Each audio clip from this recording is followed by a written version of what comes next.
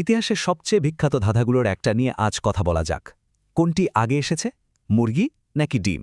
এই প্রশ্নটা কিন্তু বহু প্রজন্ম ধরে মানুষকে ভাবিয়েছে, আর আজ আমরা এর একেবারে গভীরে যাব।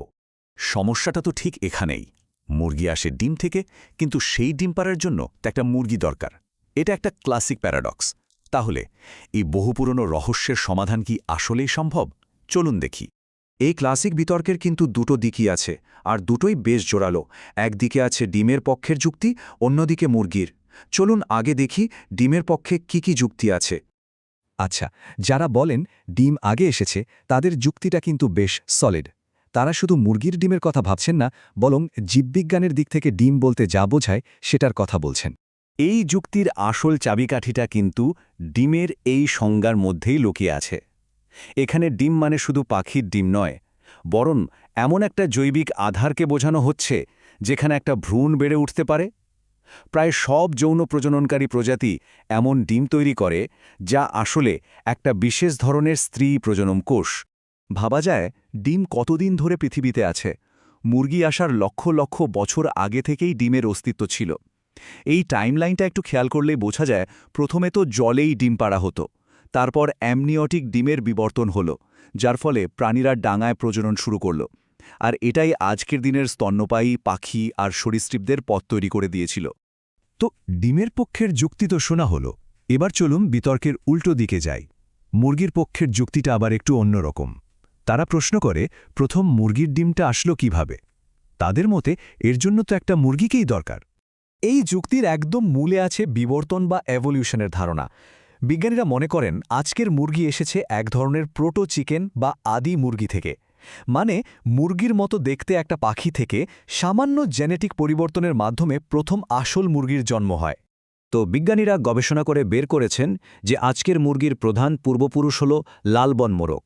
আবার ডিএনএ বিশ্লেষণ করে ধারণা করা হয় যে ধূসর বনমোরগের সাথে সংকরায়নের ফলেই আজকের মুরগির হলুদ রঙের জিনটা এসেছে। আর মানুষ এই পাখিদের পোষ মানাতে শুরু করে প্রায় 10,000 বছর আগে।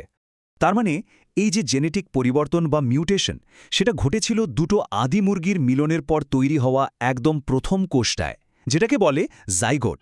আর এই সামান্য পরিবর্তনের কারণেই যে নতুন প্রাণীটা তৈরি হয়, সেটাই ছিল পৃথিবীর প্রথম সত্যিকারের মুরগি। তাহলে আমরা দুই পক্ষের যুক্তিই শুনলাম। একদিকে ডিম, যা লক্ষ লক্ষ বছর ধরে আছে, আর অন্যদিকে মুরগি, যা একটা জেনেটিক মিউটেশনের ফল। এখন সময় বৈজ্ঞানিক প্রমাণের ভিত্তিতে ফাইনাল সিদ্ধান্তে আসার। চলুন তো এক নজরে দুটো যুক্তিকে পাশাপাশি রাখি।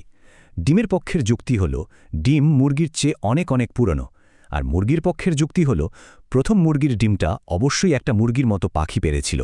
আর এখানেই কিন্তু আসল রহস্যের জটটা খুলতে শুরু করে। আর এইখানেই আসল উত্তরটা লুকিয়ে আছে।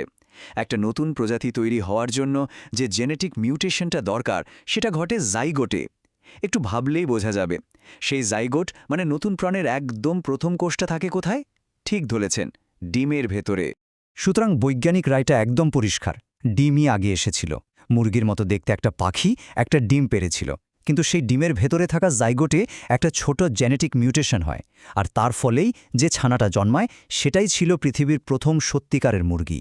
এই বড় ধাঁধার সমাধান তো পাওয়া গেল, কিন্তু শেষে একটা বেশ মজার তথ্য অপেক্ষা করছে, যা আমরা প্রতিদিন যে ডিম খাই তার সাথে সম্পৃক্ত। আচ্ছা, আমরা যে রোজ ডিম খাই সেগুলোর কি হবে? সেগুলো কি এই একই গল্পের অংশ? উত্তরটা শুনলে কিন্তু বেশ অবাক হতে হয়। ব্যাপারটা হচ্ছে, আমরা দোকানে যে ডিমগুলো কিনি তার বেশিরভাগই কিন্তু অনিষেক্ত। মানে এগুলোর মধ্যে কোনো ভ্রূণ থাকে না। এগুলো আসলে মুরগির শরীর থেকে বেরিয়ে আসা একটা স্ত্রী প্রজনন কোষ মাত্র। তাই পরের বার ডিম খাওয়ার সময় ভাবা যেতেই পারে যে এটা শুধু একটা কোষ, কোনো অনাগত ছানা নয়। বিষয়টা বেশ মজার, তাই না?